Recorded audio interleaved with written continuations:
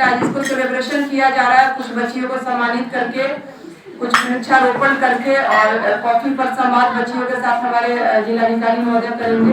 तो इसी तरह छोटी छोटी उपलब्धियों के साथ हम लोग आगे बढ़ते चलेंगे, कदम में मिलाते चलेंगे और जो हमारा गैपिंग है, जेंडर गैप है, उसको कम करने का प्रयास करेंगे। तो बहुत है, बट दो चार मुख्य जो आप लोग जानते हैं उसके बारे में बता रही हूँ। मुख्यमंत्री कन्या उत्थान योजना है, सरकारी विद्यालय।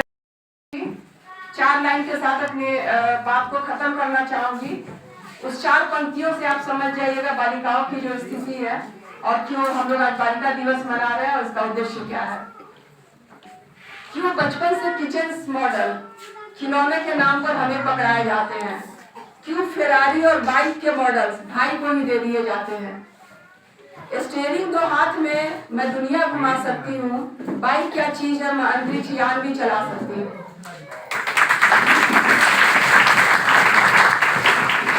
क्यों भाई को आधी रात तक दोस्तों के साथ घूमने की आजादी है और मुझे स्कूल जाने पे भी पाबंदी है। मत पकड़ो जंजीरों में, हमें भी खुला आसमान दो, बंद करो या भेदभाव, हमें भी सुकून का एहसास दो। मैं आप लोगों को धन्यवाद देना चाहूँगी इसके कवरेज के लिए, क्योंकि बेटी बचाओ बेटी पढ़ाओ ये घर घर की कहानी है और इसमें जितना ज़्यादा हम लोग जन जागरूकता कर पाएंगे तभी हम लोग सक्सेस हो पाएंगे। किसी एक डिपार्टमेंट या एक ऑर्गेनाइजेशन से ये संभव नहीं है कि हम बेटी को बचा भी लें, बेटी को पढ़ा भी लें। सरकार प्रयास कर रही है विभिन्न स्कीम्स की तहत, जिसमें हमारे माननीय प्रधानमंत्री जी का ये था 10 साल पूर्व इन्होंने सोचा था कि बेटी बचाना, चूँकि भ्रूण हत्या का ये काफ़ी शिकायतें आ रही थी और लगातार लिंग अनुपात में कमी हो रही थी जन्म के समय, उसको दूर करने के लिए और बच्चियों को स्वावलंबी बनाने के लिए, बेटी को पहले बचा ले, फिर जब वो धरती पे आ जाए तो फिर उसको पढ़ाने और आत्मनिर्भर करने के लिए ये हम लोग बेटी बचाओ बेटी पढ़ाओ लगातार महिला बाल विकास निगम द्वारा ये कार्यक्रम किया जाता है हर साल और सालों भर कार्यक्रम चलते रहते हैं। बट आज इसको समारोह के रूप में हम लोग सिम्बोलिक तरीके से प्रचार प्रसार हेतु कर रहे हैं। आज जो बच्चों को कितनी बच्ची उपस्थित हुई है यहाँ? अभी यहाँ सभागार में हमारे पास 40 बच्चियाँ हैं, जिसमें 38 बच्चियाँ 19 कस्तूरबा विद्यालय से हैं, जिन्हें पेंटिंग प्रतियोगिता में प्रथम और द्वितीय स्थान दिया गया है और उनको जिला पदाधिकारी महोदय द्वारा प्रशस्ति पत्र और ये देकर सम्मानित किया जा रहा है। और 2 बच्चियाँ हमारी कला जत्था की है जो नेशनल लेवल तक पहुँची थी, दरभंगा जिले की हैं, तो उनको चैंपियन के रूप में, बेटी के रूप में, ताकि वो बाकी बच्चियाँ भी उनसे प्रेरणा ले सकें, उनको ये किया जा रहा है। बेटियों के लिए मैडम कल्याणकारी योजना निकल रही है आजकल, कुछ योजना का? हाँ, सबसे पहले हमारे राज्य सरकार द्वारा मुख्यमंत्री कन्या उत्थान योजना है, जिसमें बच्चियों को जन्म के पहले से लेकर और ग्रेजुएशन तक उनको उनके माँ बाप को पढ़ाई की चिंता नहीं करनी है। बेटी अगर गर्भ में आ गई उस समय से हम लोग पैसा देना स्टार्ट करते हैं, ICDS देता है। उसके बाद जब स्कूल में जाती है तो स्कूल से लेकर और यूनिवर्सिटी तक, ग्रेजुएशन तक उसका सारा वहन हमारा राज्य सरकार वहन करता है। मातृवंदन योजना के तहत जो बच्चियां हैं उनको प्रोत्साहित करने के लिए, अगर द्वितीय हमारी बच्ची लड़की हुई, बालिका हुई, तो एक मुश्त उसको 5,000 की राशि सहायता राशि प्रदान की जाती है।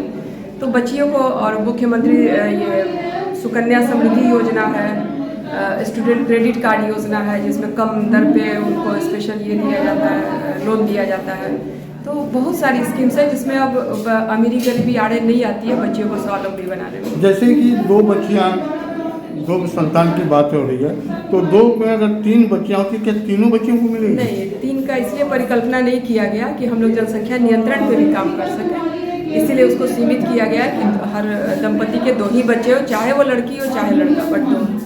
पूरे मानवता की विकास के दृष्टिकोण से भी देखेंगे तो ये स्वर्णिम युग है, महिलाओं के परिप्रेक्ष्य में भी, बच्चियों के परिप्रेक्ष्य में भी। मैं क्यों कह रहा हूँ कि स्वर्णिम युग?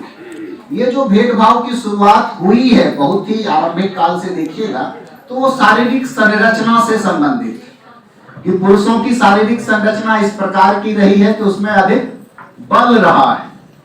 तो जो मानव जंगल में रहते थे तो शिकार करने के लिए उन्हें कई बार भागना पड़ता था, दौड़ना पड़ता था, शिकार करके लाते थे, खेती करके लाते थे। बाद में जब कृषि कार्य को आर्थिक उत्पादन के साथ जोड़ा गया तो चूंकि पुरुष शारीरिक रूप से अधिक सक्षम थे, इसलिए उनका महत्व थोड़ा ज्यादा था।